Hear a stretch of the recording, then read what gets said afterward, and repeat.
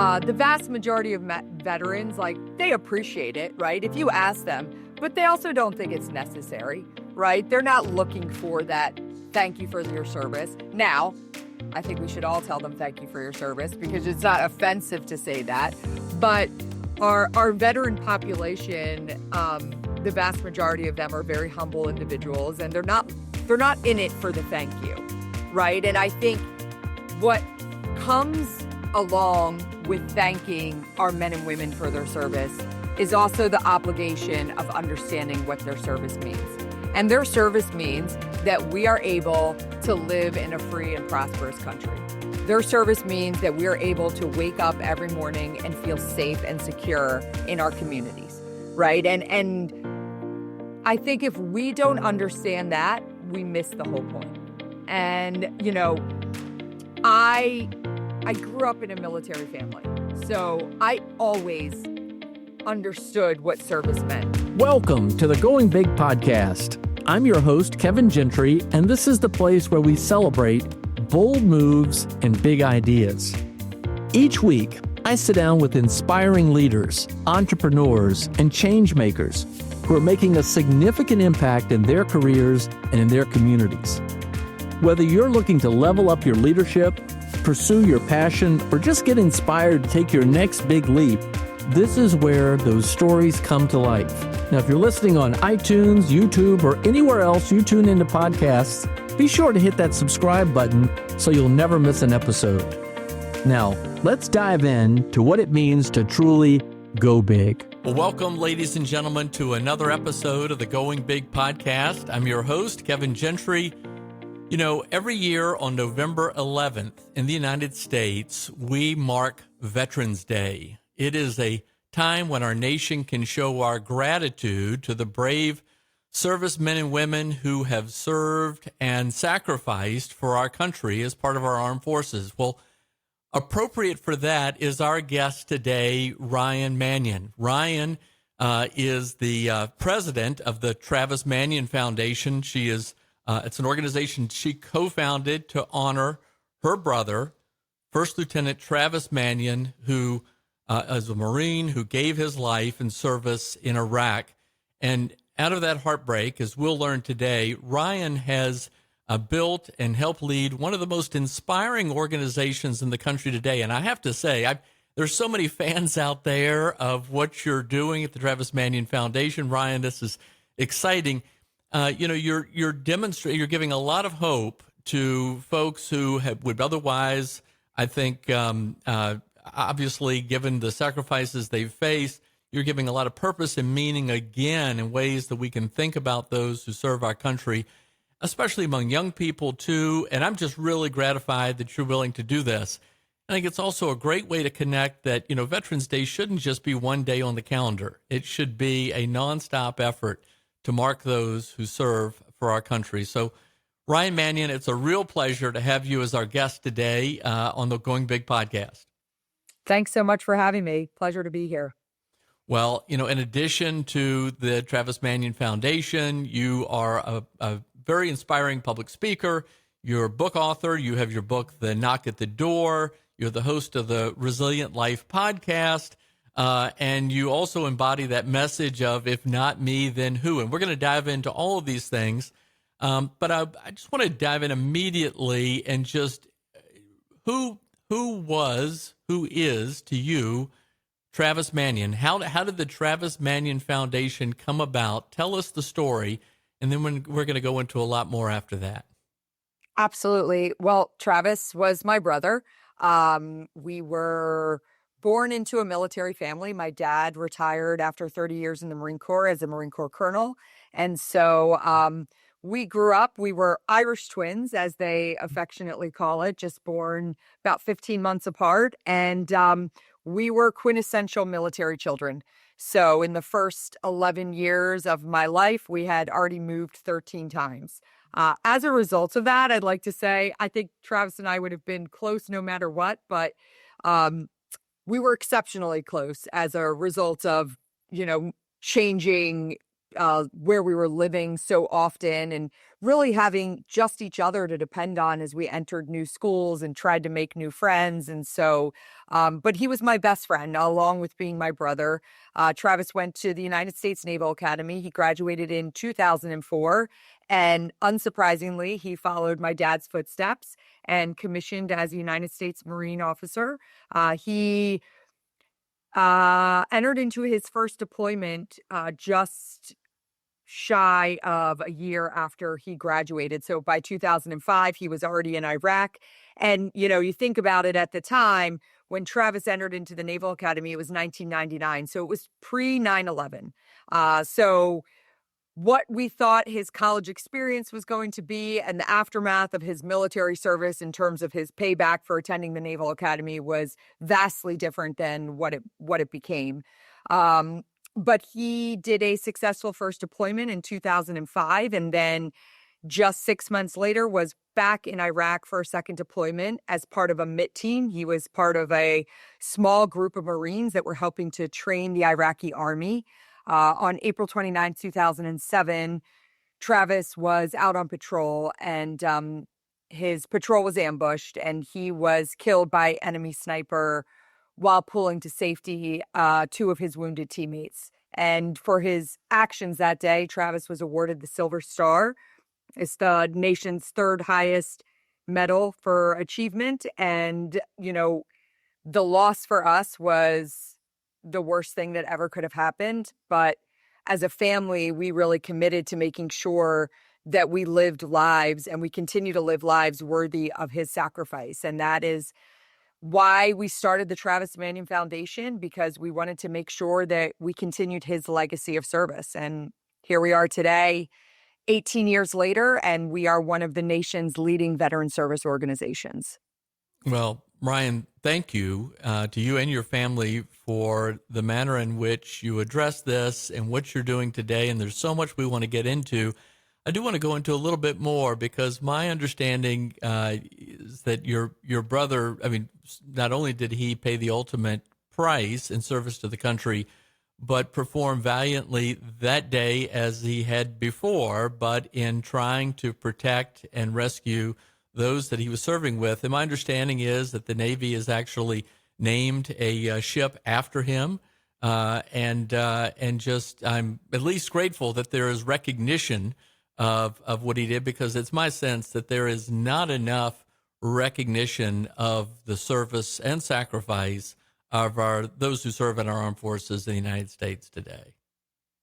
I think that every young man or woman that raises their right hand and volunteers to serve our country should be commended. Not all of them have the chance or the opportunity to find themselves in combat operations, but regardless, they all signed up and are willing and ready whenever our nation calls on them. So I agree with you. I think we owe a debt of gratitude to every man or woman that has ever put on our nation's uniform. I certainly feel an immense amount of pride in the way my brother acted on the last day of his life. He exposed himself to enemy fire 3 times to save his wounded teammates. And, I have his citation that hangs in my office right here. I'm looking at it right across. And, the last line of that citation reads that his courageous and deliberate actions ultimately saved the lives of every member of his patrol. And so it's unsurprising for us as a family. When we learned about the circumstances around his death, we were not surprised. We knew that Travis always led from the front. And on the last day of his life, he was doing just that. And yes, in January, it was announced that our Navy's newest ship, an LPD-33, which is a transport ship that transports Marines. So very fitting. But it is the USS Travis Manion. So that starts construction this year. And gosh, what an honor to know that men and women for generations to come will be aboard a ship that bears my brother's name. Indeed. Yeah. I am glad that we celebrate Memorial Day. I'm glad we celebrate Veterans Day. I'm glad we recognize Armed Forces Day. But I still think that it's too easy for Americans in the course of their life to look at a 3-day weekend or another federal holiday and not take it seriously. I was a bit inspired just before we started this today, Ryan. I was just speaking with a friend who told me that on November 10th of every year, he goes out late at night and prepares flags all around his neighborhood to mark that in recognition of just the other neighbors of his who have served. So toward that end, what was yours thinking? Obviously I know what inspired you, but what was your thinking in starting the Travis Manion Foundation? What was your vision for it as well? Well, I think a lot of it is, we run incredible programs that provide leadership opportunities to our nation's veterans and families of fallen service members. But at the end of the day, it gets back to we wanted to create a community and we wanted to showcase that our veterans are civic assets, whether they're in uniform or not. And a lot of what you talk about, it was like, how do we play a role in bridging the civilian military divide? Less than 1% of our population is serving in uniform. And that's okay. But I do think it comes with an obligation and responsibility from the 99% of us that don't, to have an appreciation and understanding of what our men and women in uniform do. And so with that, through the Travis Manion Foundation, we are putting veterans back in the community and showing how they show up as leaders and how essential they are to our communities and cities and towns across America. So that was really at the end of the day, it was, how do we create this community to showcase all that is good about our service members? Well, when you started this, did you ever think it would grow into what it is? I mean, you are fostering a movement based on service and character, which is just awesome. I mean, this is more than just an organization. Did you ever think it would grow to this? Never. And, it's funny because I often have nonprofit leaders or individuals that are looking to start a nonprofit and they want, what's the playbook? How did you do this? And a lot of it is like, I don't have the answers. It really, like you said, it kind of took off. It became this movement that was bigger than any of us. And, when the Travis Manion Foundation started, we envisioned it as a small memorial fund that would operate locally in the Philadelphia area. That's really what I thought it would be. It was my mom who was leading the charge at that time. And little by little, we started to see it growing. And my mom passed away in 2012 of cancer. But before she did, she had a much bigger vision than my dad and I. And she would talk to us sometimes about that vision. And I think we were just kind of like, okay, but not really fully accepting that it would be much more than what we had originally envisioned. And, a lot of that gets back to those 5 words that my brother spoke before he left for his second and final deployment. If not me, then who? Yeah. Well, I want to dive into that. But, this is the Going Big podcast. My whole objective is to highlight stories like yours, your mom's, your brothers, your fathers, your families, of people who want to go big in some way. They recognize their gift, their contribution they can make and do something in service to others. And it's designed not only to inspire others to action, but to give them some tips along the way. And so I want to dive into that a little bit more as well. I will have to say, I did not fully appreciate really the breadth and depth of what you have built until even I mentioned that I would be interviewing you. And I had so many people immediately start telling me about how they themselves are already engaged in different activities with you. And as I mentioned to you before we got started, one of the 5K runs in recognition of September 11th is run here near my home in Oakton, Virginia, right down our street. And I have to confess, I'll just say right up front, I'll confess, it's on a Sunday morning, and there's signs that go up that say, hey, we're going to block off your road from 7 to 9 a.m. Please honor and respect that. And I'm like, really? That's a major inconvenience because I go to church. I'm like, come on, a major inconvenience? That's nothing compared to what you're all about. So a lot there. Here's my next question, Ryan. How did you all begin to build something like this when you're dealing with the loss? How do you convert the loss into something that can bring hope to others? How did you all think about that? Tell us a little bit more about it, how it came together as an idea, and then how it became into an organization. And then at some point, I want to get into how it turned into a movement. I think in the early days, it was really just this labor of love, right? It wasn't so much about what we were going to do and the impact we were going to have. It was, how do we continue Travis's legacy, right? How do we continue with making sure that his name lives on? And so it was very, I don't want to say, I don't want to use the word selfish, but it was very personal to us at the beginning. This is about how we honor my brother, my parents' son. And we had so many people that became a part of that, friends that Travis served with, our extended family that wanted to be a part of that mission as well. And, as the months and frankly years went on, because in the very beginning, we were a grant giving organization. We were raising money and we were going out and we were finding organizations that were doing good work with veterans and we were funding it. And then we started to get a little bit more savvy with the nonprofit space and what that is and what that means and how we can be beneficial to it. And we started to look for the gaps and what was missing within the veteran service space and how could we play a role in filling that gap. And so we really pulled back this idea that we would give money out to other groups. And we started to say, okay, we're going to bring it back inside and we're going to fill that role and fill that gap and those needs that existed. And one of the biggest things at the time, and frankly still now, is how we talk about veterans. And there's a stigma in a lot of ways surrounding veterans. The fact of the matter is that you can raise a lot of money if you show veterans that are struggling and broken. And we wanted to flip the narrative on that because that's just not the case a majority of the time.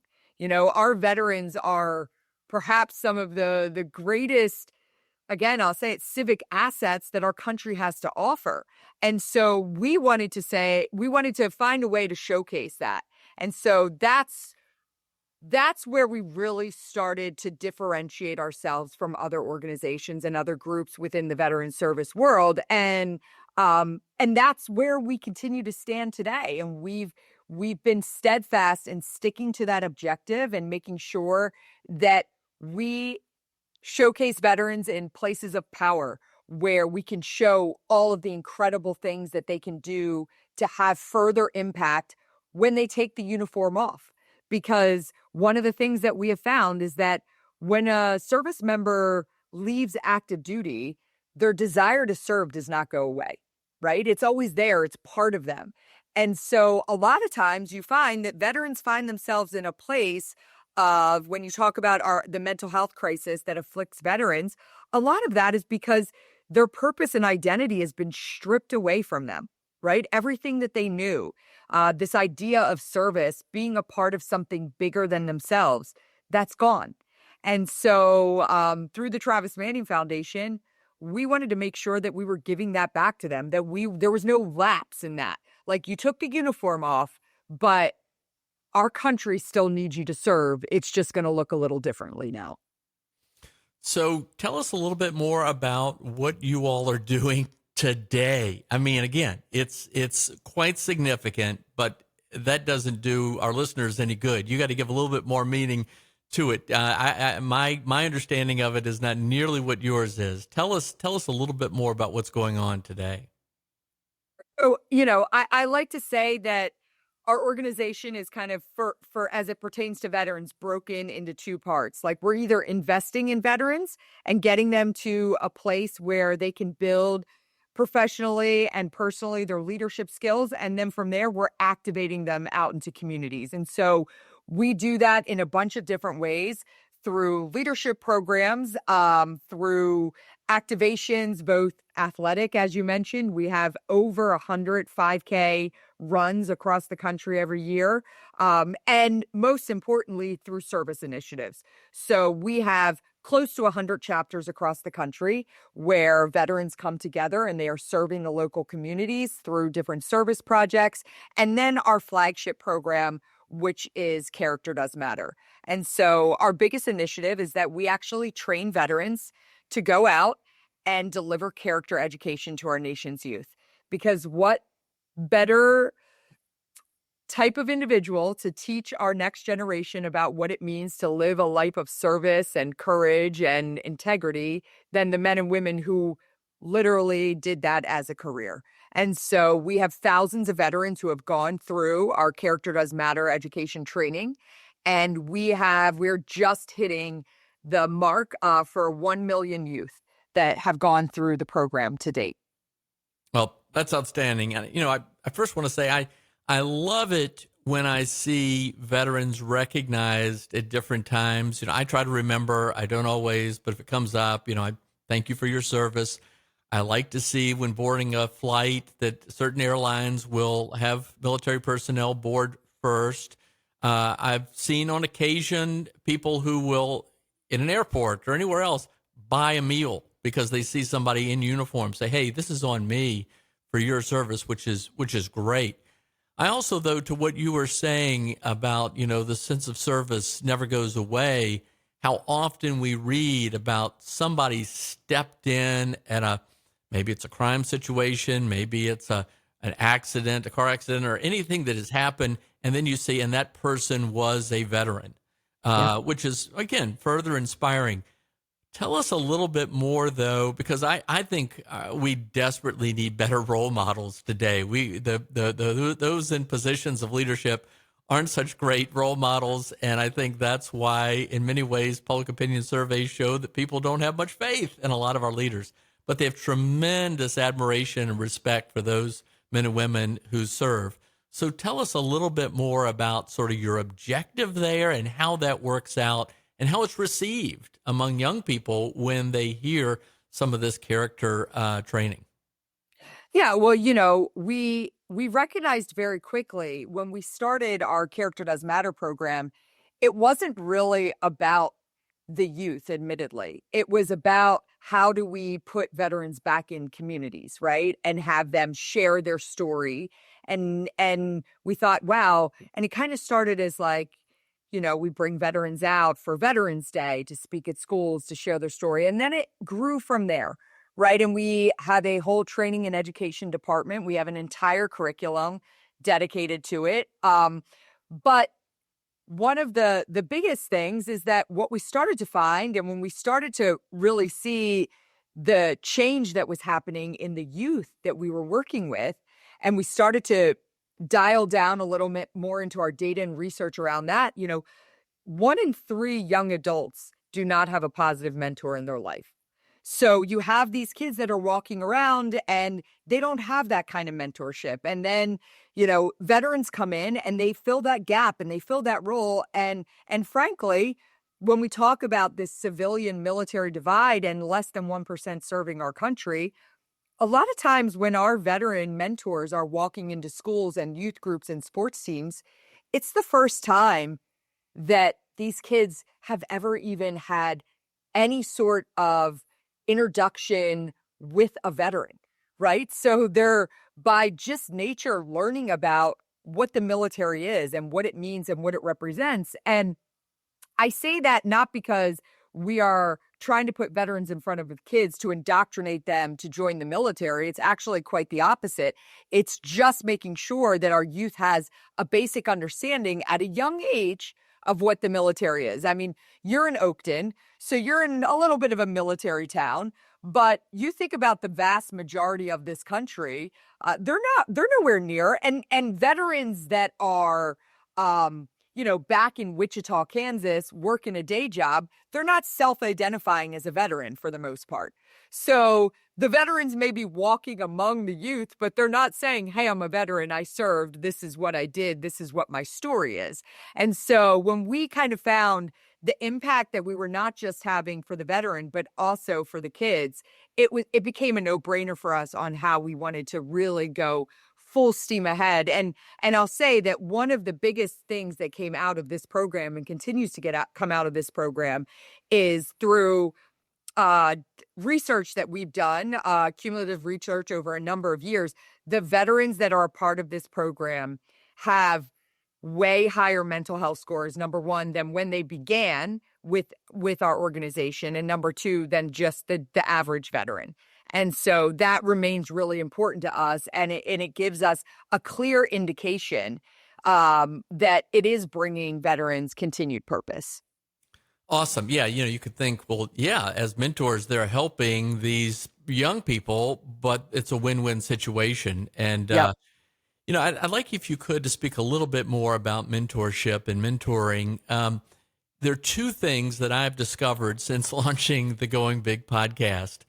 People talk about wanting to find their gift, their contribution, and what they can do in service to others. That is overwhelmingly what motivates people to go big. And once they find that and how they're helping others succeed, they themselves succeed. Wow, it's amazing. The other big thing is everyone says, I benefited from mentors. Mentors were so key in my life at every stage of my life, not just in my youth, but at every stage. But people struggle, I've found, with how to find a mentor, how to ask someone to be a mentor, how to be a mentor. Any insights from what the Travis Manion Foundation has done in this space that you might share with the audience about how we might all think about mentors? Well, I think, I'll share a quick story. When my mom was actually the one who applied for our 501c3 paperwork back in 2008. And, when you apply to the IRS to become a nonprofit, you've got to put your mission statement in. And I'll never forget the mission that she wrote down for the Travis Manion Foundation was to provide support to our nation's veterans and families of the fallen, and to play a role in helping to create the next generation of leaders. Hmm. And I remember at the time saying to her, I don't get it. Number one, those two don't go together. Are we a VSO? Are we helping veterans? What is the secondary part? And frankly, how are we going to achieve that mission, right? It's easy to say, all right, we're going to provide support to veterans. That's easy. But how are we going to help in creating the next generation of leaders? And my mom didn't have the answer then. And she admittedly said, I don't know, but I know that the reason Travis was the person he was and the reason that he did what he did on the last day of his life was because of the incredible mentors that he had in his life growing up. And it wasn't so much about he had incredible leaders in the military, but my mom was really talking back to like the teachers, the coaches. And when you look over the course of Travis's life, like we could pinpoint how Travis as a young adult was intentional about finding people that were going to help guide him. So I think number one, it's like we need to teach our kids to turn to other people. And I do it today with my own children. I'm always like, listen, you should be talking to that person. You should be asking them for guidance. If they're telling me I love Mr. Brown, he's a great English teacher. And I'm like, then make Mr. Brown more than just your English teacher, right? If he's that great at teaching you, like talk to him about what you aspire to do in college and build those relationships. And so I think we have to really talk to our youth about what that means. And then frankly, I think on the end of how you become a mentor and how you can provide mentorship to others, I think a lot of times we're doing it without even realizing it, right? Agreed. And I have so many people that are like, you've been an incredible mentor to me. And I didn't realize along the way that that's what I was doing, right? It was just building relationships with people. But I think in order to provide mentorship, you have to be invested in people's well-being and what they want to do. And I think that authenticity comes through very easily when and in how you show up with other people. But I think it's important. I think each and every one of us have so much to offer to others, right? We have so many different perspectives. And I know that every time I am able to talk in front of youth and talk to them about character. And, I know I've got to get somewhere when I have to leave, but I don't care if there's one kid or 50 kids waiting to shake my hand and ask me a question. That's the most important interaction I'm going to have that day outside of me standing out on that stage. And so I'm going to make sure that I talk to every single one of them. That's great. I still remember in first grade when Paul Galante, a prisoner of war from Vietnam, came back to our elementary school because he lived in our neighborhood, and how meaningful that was. I mean, these are such important moments. Well, Ryan, you've said that service is the antidote to despair, and that's a very powerful idea. Can you share a story of someone that you all have worked with that through their service has really helped turn them around and help them find greater meaning? Yeah, I think for me, the work that I get to do every day through the Travis Manion Foundation is my antidote, right? It is the service that I'm able to give back. And so we wanted to make sure that we were providing that opportunity, not just to veterans, but more importantly, to families of fallen service members. And I have the opportunity every day to be surrounded by men and women who have lost their loved ones, their husbands, their wives, their brothers, sisters, mothers, fathers, and to see what they go on to do is incredible. I just spent the weekend in DC. I ran the Marine Corps Marathon last weekend, and aren't you still recovering? I'm still a little sore. Yep, only a few days out, so yes, I'm still a little sore. But I ran with a woman named Veronica Ortiz, and Veronica lost her husband in Afghanistan, and I brought her in 2020. Her husband Javier was originally from Puerto Rico. And one of the things we do through the Travis Manion Foundation is we do service expeditions for families of the fallen, where we take them all over the country for a week-long expedition to serve the local communities. And that's what I mean when I talk about service being the antidote to despair. Like, if we can go out and we can serve others in honor of our loved ones, I promise you, and that doesn't have to be specific to the military. In general, for us to go out and do good and be good to others in honor of those who have gone before us, like it works. I promise you it works. And so I took Veronica to Puerto Rico in 2020. She really didn't know anything about the Travis Manion Foundation, and she will say today she was very trepidatious about coming. And in that week, I watched a transformation in her, that she was very in her shell when she first got there. She wasn't talking much. And I watched her transform in the span of 7 days. And here today, that was 2020. We go back to Puerto Rico every year. Last January, she was in Puerto Rico again. She now leads the expedition. She is not coming as a participant.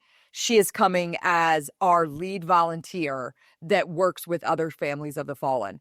And one of the things that happened last January, as we were sitting there after, working, we were rebuilding a roof, and we had spent 8 hours that day, just heavy manual labor. We were sitting around that night, and I was talking about how I was going to run the Marine Corps Marathon. And she said, I've always wanted to do that. Javi would, would not believe if I ever ran a marathon. And I said, you should do it.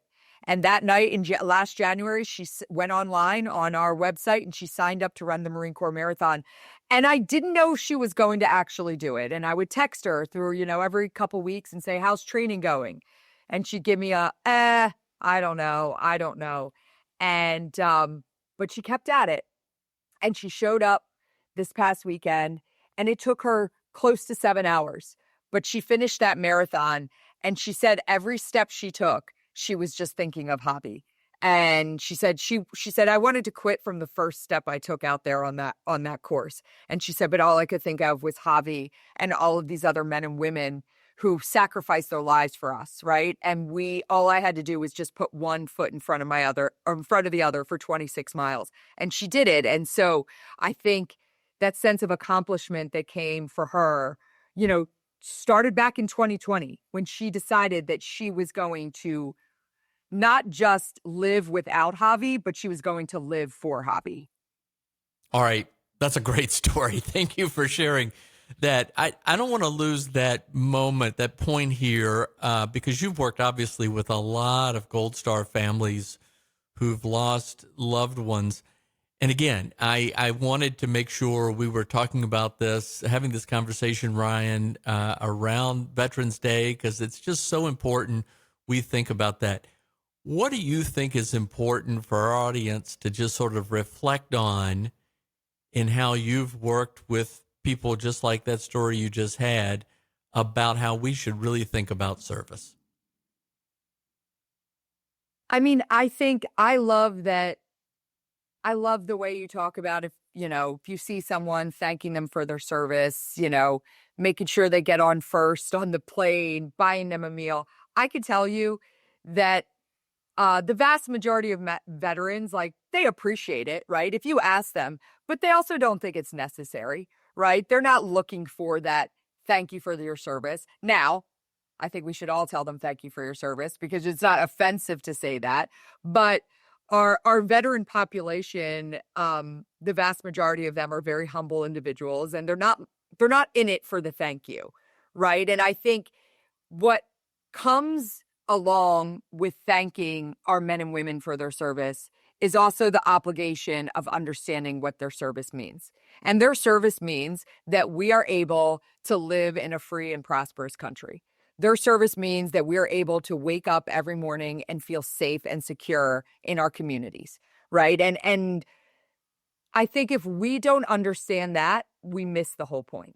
And I grew up in a military family, so I always understood what service meant, watching my dad. And guess what? I didn't always love what service meant, because what service meant to my family was that every year or 2 years, I had to be ripped away from the friends that I loved. I had to be in a new place. I had to adapt and overcome in new environments. So maybe I was a little resentful of what military service meant as a child. And then I watched when my brother went on to serve, and that deep sense of pride that I held. And it wasn't until my brother was killed that I understood what sacrifice meant. And so, what comes along with service is the understanding that there could be sacrifice involved. And so I think we need to understand that as a country too, that service means that there could be sacrifice. And there's a lot of families that deal with that every single day. And now today I've got a daughter that's a sophomore at the United States Military Academy, or United States Naval Academy. Wow. And so I'm going to have, I'm not just the daughter of a service member and the sister of a service member. I'm now the mother of a service member. And so I check every little box there is except serving myself. And well, you're serving. No. Give yourself some credit. What you're doing is so leveraged as well.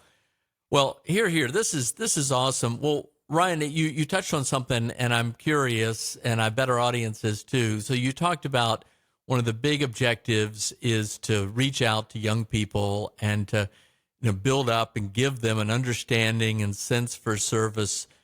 What about that gives you hope for the future? Please don't tell me that you're discouraged through this. What gives you some hope in this process?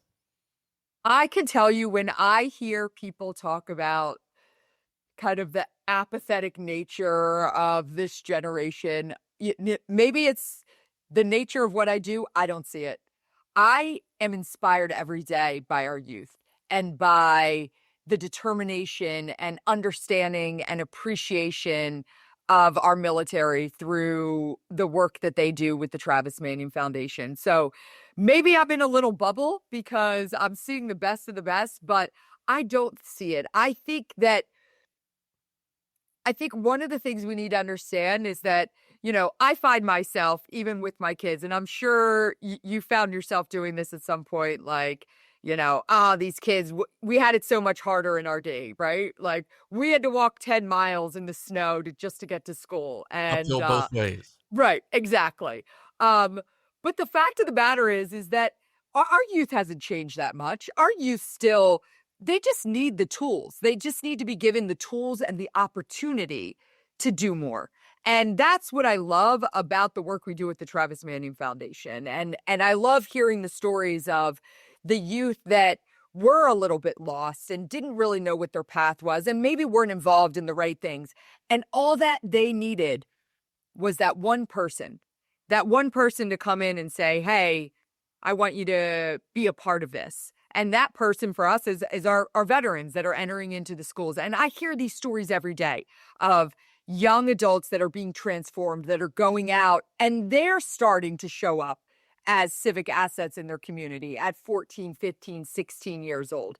So I'm always completely inspired by our nation's youth. And I don't subscribe to the idea that we've lost this next generation. I don't see it at all.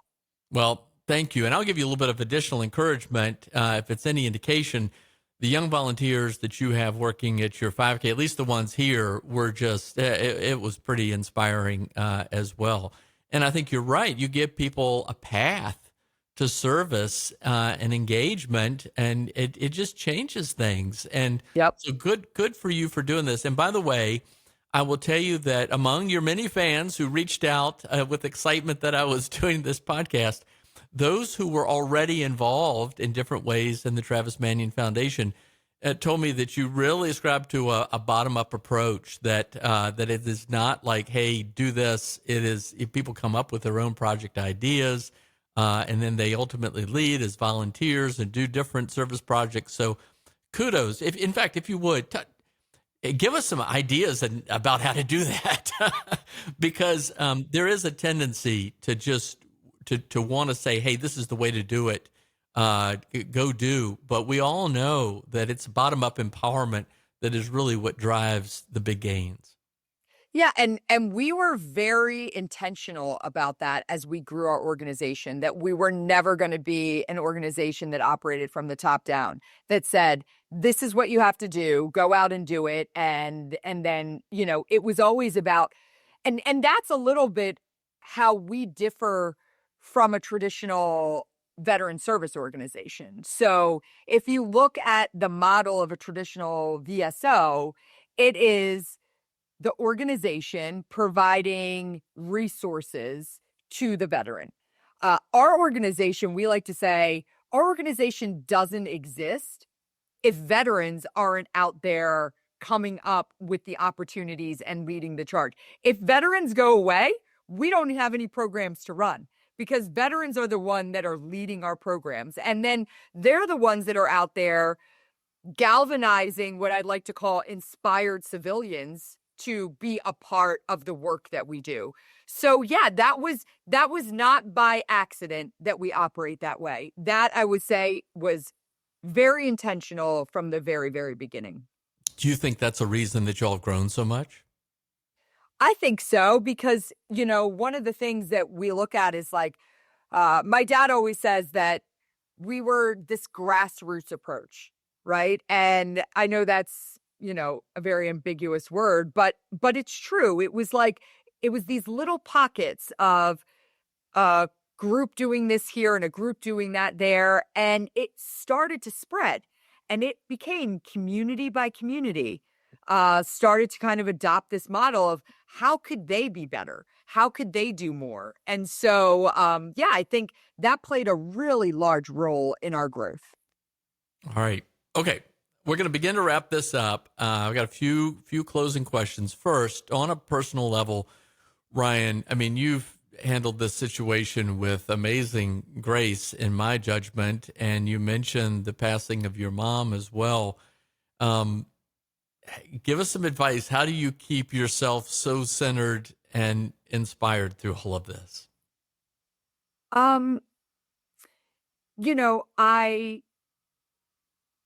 I always think back to something my dad said the day of my brother's funeral, and he called my mom and I into my parents' bedroom, and he said, I don't know how we're going to move forward from this. Like, there's nothing worse that could have happened than what has happened. This is always your biggest fear as a military family, and our biggest fear and nightmare came true. And, my dad said something that day that, he said, I don't know how we're going to move forward, but I do know that no matter what, we are going to live lives that are worthy of Travis's sacrifice, and we're going to make him proud. And so we committed that day to do that. And my mom was the number one person who made that commitment. And the Travis Manion Foundation would not be here today without her. So when she passed in 2012, I felt a deep obligation to continue with the work that she had started. This was a military spouse that, and I will tell you that there is no harder job in America than being a military spouse. And I watched my mom support our family for so many years and put herself second. And when she lost her only son to war, she rolled up her sleeves and said, I'm going to keep giving back to others. And so for me, it's just about, recommitting to that commitment we made that day for my brother of continuing on, of making them proud. And, I do that not just for Travis, but for my mom as well. Well, I love that simple phrase, if not me, then who? Would you just elaborate a little bit more on that? He's to say that, or that's what he said? Tell us a little bit more about the derivation of that. Oh, Travis said that he was actually in between his first and second deployment. He was home. He was stationed in California, but he was back here in the Philadelphia area, and he had gone to a Philadelphia Eagles game with some friends and his brother-in-law. And at the game, as they were leaving, his brother-in-law turned to him and said, hey, why don't you let me push you down the stairs? Maybe you'll break your ankle and you won't have to go back to Iraq. Said in jest, joking. Right. And he said that Travis got real serious. And he turned to his brother-in-law and said, if I don't go back to Iraq, then somebody much less prepared is going to go in my place. If not me, then who? And so that was the first time that anyone heard him say those 5 words. But when we started to think back on the course of Travis's life, we recognized that those were the 5 words he lived by each and every day. And so we took those 5 words and we turned them into a movement and a mantra and a motto for each and every one of us to live by. And so, listen, they're the 5 words I ask myself each and every day. How am I going to wake up and have an if not me, then who moment, no matter how small it is? And that's what we're trying to instill in the rest of society. Imagine if we all operated with that same mindset. Yep, indeed. All right. A little bit more about yourself, Ryan, your book, your first book. Tell us a little bit about that. You've got a new book, you've got a podcast, and then I also want you to tell us how, if we want to get more involved with the Travis Manion Foundation, what we can do. Absolutely. So in 2019, myself, along with 2 other Gold Star widows, we wrote a book called The Knock at the Door. There it is right there. The Knock at the Door. All right. Yeah. And so really just sharing the story, not just about getting a knock at the door from a military perspective, but each and every one of us are going to get a knock at the door. I might not be a literal knock like we got, but we're all going to have a moment that changes the trajectory of our life. And it's about how we respond to that. So wrote that book in 2019. It became a bestseller, and I now, and I don't have a copy of it because it's not even out yet, but I have a children's book called Things My Brother Used to Say. It's available right now for pre-order, and it's a children's book with lessons on, and if not me, then who is one of those lessons, but with lessons on how to live a life of character. And that will be available on November 24th, available for pre-sale now. And 5 years ago, I started the Resilient Life podcast, and I love doing it. I love interviewing people that have overcome tragedy and adversity and showed up and showed how to move forward in a positive way. And listen, not without bumps along the way, but I think it's important for us to hear other people's stories and gain that perspective on how we can respond if we're faced with something. And so it's as you know, it's always exciting to interview new people and hear their stories and learn from their wisdom, frankly. Well, I'm excited to have the opportunity to interview you today, Ryan. And toward that point about the theme of your podcast and what you're doing, tell us a little bit about, a bold step in faith that you had to take when maybe you were a little frightened. I mean, what you've done, obviously you never planned to do something like this. Just give us a little lesson from that might inspire and motivate all of us listening, because fear is probably the biggest thing that holds each of us back. Absolutely. There's this idea that the biggest risk is not taking the risk at all, right? Yep. And I think the biggest thing that I've had to overcome since the loss of my brother was believing that I could take this organization to the next level. I was an English major in college. I had no business acumen. And beyond that, I had zero understanding of the nonprofit world. And so, I talked to a lot of people about this idea of, a little bit of like, you've got to believe in yourself before others are going to believe in you. And I operated in the first couple years of running the Travis Manion Foundation. I had a little bit of imposter syndrome. I was running a large veteran service organization, which primarily, if you look at the makeup of veteran service organizations in this country, they have a very specific individual that runs them. It's a male and it's a veteran. And I was neither of those things. And so I would show up at roundtable discussions and different consortiums, and I would feel like I didn't belong there. And in my head, I would feel like people didn't think I belonged there. And I don't know, maybe they did, maybe they didn't, but it was all, me internalizing that I was not worthy of sitting in that seat. And I made a decision one day, and it was very specific. It was actually after a White House roundtable that I was at, that I was no longer going to doubt myself, that I was going to step over that imaginary line in the sand, and I was going to believe in myself until I became who I wanted to be.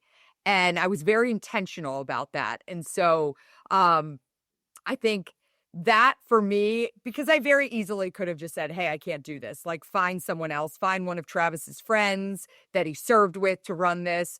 But that was the scariest time in my life for me in 2013, 2014, when I was first trying to take over and run this organization. And I felt like I had these tremendous shoes to fill, because I was taking over this nonprofit that was started by my mom and that was named after my brother. And what if it fails? And then it all rests on me. And so, it does come down to how we think about ourselves is how others will outwardly perceive us as well, right? You can't think that you can't, if you believe that you can't do it, others are going to believe you can't do it either. So it was a little bit of, and I know this is trite, but fake it till you make it, right? And so I got out there and I believed that I could take this organization to the next place. I didn't know how I was going to do it, but guess what? Neither did my mom when she started a nonprofit after losing her son. And so I just kept that belief going that we could accomplish this. And thanks to having incredible people around me, and I will say incredible mentors that helped to guide me, I now feel pretty secure in what we're doing and where we're going. Well, that's actually a great encouragement, I think, to anyone listening. So thank you. All right, Ryan, to close this out, to anyone listening, not just in the United States, anywhere around the world, based on what you've done with the Travis Manion Foundation, what advice would you give to anyone listening about how they should think about going big in their life? A great question. I think that the idea of going big can mean a lot of different things, right? And when I think about where I am 18 years after the loss of my brother, and we've sat here and we've had a lot of conversations about, being inspired and living a life worthy of Travis's sacrifice, I think it's very important to share that, like, that did not come with bumps and bruises along the way, and not just a series of massive success. Like, I failed a lot of times over the last 18 years. And one of the things that I've realized is that, you know, our lives are made up of successes and failures. And what I've come to find is that, when you fail, that next success is not far off if you keep working towards it. And when I think about this idea of going big, you have to level set on, like, what do you want to be big in and how do you achieve that? And, you're going to struggle along the way. You can't be big in anything without a little bit of struggle. But also, the way I look at it is, like, struggle is the antecedent of growth, right? Without struggle, without adversity in our lives, we're never going to grow. And so don't be afraid when that struggle comes up. And I think that's how you get to being big. You take that struggle and you work through it. And each time you're ticking a little bit up, right? So I don't know. I don't know if that was the answer you were looking for, but that's how I do it in my life. I wasn't looking for any answer in particular. I just wanted to learn from you about what you've done to go big. So thank you. Ryan Manion, thank you for an inspiring conversation, and thank you for your service to our country. Really appreciate this time today. Thank you so much. Thanks for tuning in to the Going Big podcast. I hope today's conversation left you feeling energized and ready to tackle your biggest goals. Don't forget to subscribe and leave us a review on iTunes, YouTube, or wherever you listen to podcasts. It really helps spread the word, and it gets these inspiring stories out to more people. You can also find more content, resources, and updates at our website, goingbigpodcast.com. Remember, the only limits are the ones you don't challenge, the limits that you impose on yourself. Keep pushing, keep growing, and above all, keep going big. See you next time on the Going Big podcast.